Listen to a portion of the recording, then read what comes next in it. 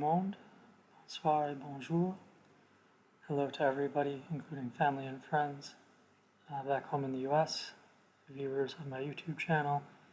I imagine potentially some former and returned Peace Corps volunteers, either from Guinea and from other countries as well, and maybe even some future Peace Corps volunteers to Guinea and other international countries as well.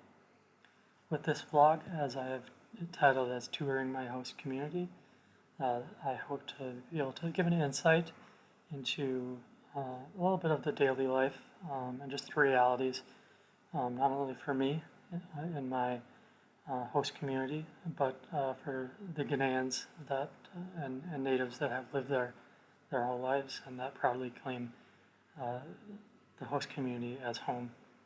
I hope it's insightful, entertaining, and informative for you. And if you have any comments or further suggestions for future vlogs, I'd gladly welcome them. Just leave a comment. So take care, and I hope you enjoy. Now, before getting into the actual video footage part of this vlog, I would like to take a moment to give some geographical context and information, and also some ethnographic and kind of socio-cultural information to help better present my host community. Just as a disclaimer, I will not actually be disclosing the name of my host community for personal security and privacy reasons, but nonetheless, I can provide kind of the more general information. So the area where my host community is located within Guinea is an area known and referred to locally as the Gomba region. Some prefer or have a variation of saying the Gomba region, so I've written both there on the screenshot. And I've also indicated within the confines of the Guinean nation where the Gomba region is geographically located. The Gomba name comes from pre-colonial times, and kind of the name has stuck throughout the political changes in what is now the state of Guinea. And historically speaking, it has been, and to this day still, it's an area, kind of a border or a mixture area where two different people groups or ethnicities within Guinea kind of have a border or coexistence. Those two people groups are the Susu people, and the Susu people have the name of the language of the same name, the Susu language. That is the dominant group within the Gomba region, and the language and ethnicity of of my host community. So I learned the Susu language during my pre-service training, and that is the language that I use at my site. The minority people group and ethnicity within the Gomba region is the Peulh group. The Peulh people speak the Peulh language, and their kind of homeland, or where they're most dominant, is actually more to the east of the Gomba region in an area of Guinea known as the Fouta Djallon region. Speaking in administrative terms, the Gomba is located within the Kindia administrative region of Guinea, and then that is to the east, the Gomba is to the west of the Fouta Djallon, which is administratively the Mama region. And without further ado, we will go into now the video portion of this vlog. But just before doing that, I'm going to stop briefly on this photo here and explain this to you a little bit. So in this photo, this was taken during a baptême, or a naming ceremony that I had at my host community during a site visit week. And in this picture, I am surrounded by a homonym, and that is a person who has the same name as me in my host community. And then secondly, on the other side is the grandfather in my host family, who is also the village chief and big person of influence, decision maker in my community. So of course he had a very big role to play in the baptême naming ceremony.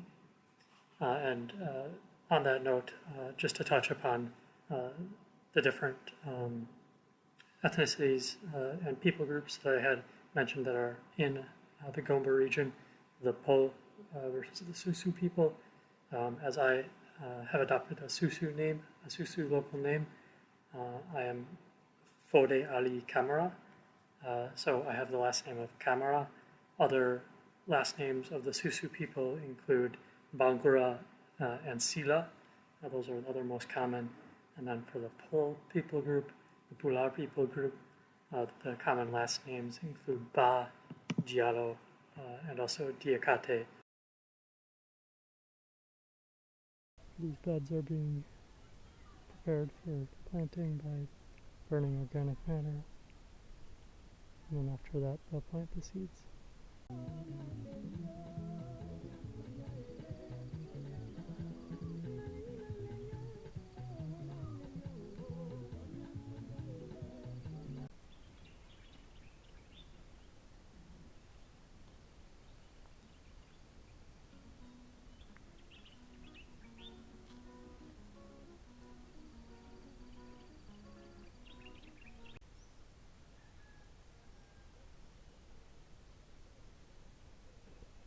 This here is the Kolanta River. This is the public primary school in my host community.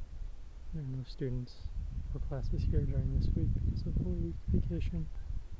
The normal hours of instruction are 8 a.m. to about 1 to 1:30 p.m. with a break for recess. That's 30 minutes from 10 to 10:30.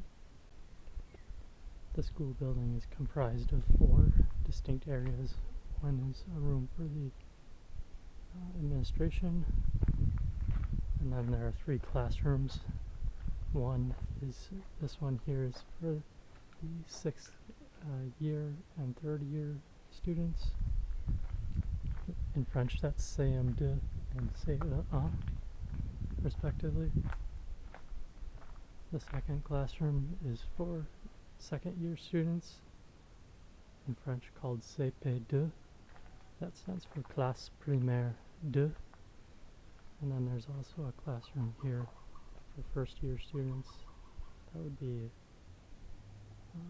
the equivalent of kindergarten or 1st grade in the U.S. education system. And in French, that grade is called CP1, which means Classe Primaire 1. This is the community mosque.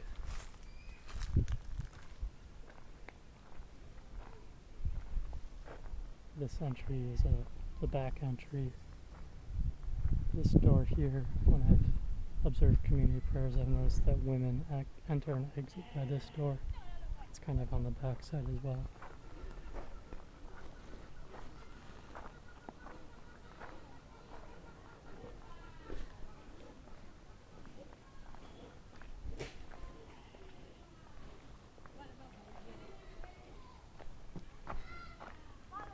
And this is the front side, the main entry of the mosque.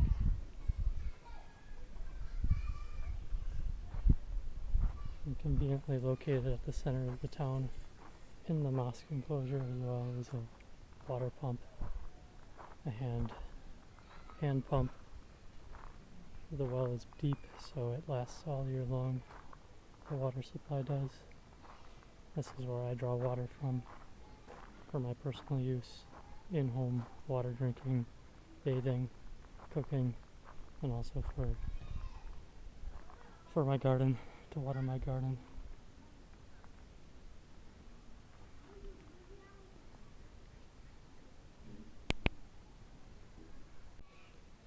In front of me here is a kind of community gathering area just across from the mosque, so at the village center, and it contains as well the tallest solo standing structure in the village, the solar powered street lamp here. And this area kind of serves as a community gathering space. on Fridays during communal prayers. People from surrounding satellite villages come and park their motos here next to the trees, and then also as well in the shade, overflow seating, especially for mothers with their numerous young children that may not fit in the actual mosque or may not want to be a bother with their young children who may not pay attention and may be a bother to other communal prayer attendees. A story here about the solar-powered street lamp is that this and in other villages all throughout Guinea was actually installed by a former president of Guinea. They all were, and it was done during the pre-election cycle. And so this former president, he had them installed all in rural villages in Guinea as kind of a pre-election gimmick to try and sway votes and get votes. So this project was done with a lot of haste and not a lot of care. And so to this day, the solar-powered street lamp here doesn't actually work very well. The locals weren't trained in how to upkeep it, and do maintenance, and there was no thought given to that. It was just the thought was given to installing it in the local villages as a pre-election gimmick to try to sway votes. So this solar-powered street lamp here in the village, it rarely works, and when it does work, it only works for maybe 15 minutes around sunset. Here's the health post of my village. These structures were fairly recently renovated and redone after the Ebola crisis of 2014 to 2016. The Ghanaian Health Ministry, with assistance from international partners, had a big campaign to strengthen its capacities and infrastructures. So this rural health post was one beneficiary, and the new structures that you see here were built as a result of that campaign. Here we are in the peanut grinding shed of the community. This piece of equipment is community owned. It's a communal piece of property, so anybody in the community that needs to come and grind up their peanuts to make peanut butter, and eventually which will be used in sauces served with rice, anybody can do that for free here. This piece of equipment was acquired through the help and funding of an international NGO, and it's really appreciated by the community because it reduces the workload and kind of the monotony and pain of instead, if this wasn't here, having to crush peanuts by hand or use a manual hand crank, which is time consuming. And so it kind of makes life a bit more easier here for the women especially, who would have that task of doing it manually if this wasn't here. Another piece of equipment, similar mechanized piece of equipment that I don't have a video for, is a rice dehuller, so a machine that in a mechanized fashion removes the hulls from rice, and it serves, and it's similar to this, much appreciated because it is very time efficient and removes a painful task and time consuming task of doing that otherwise manually for the rice.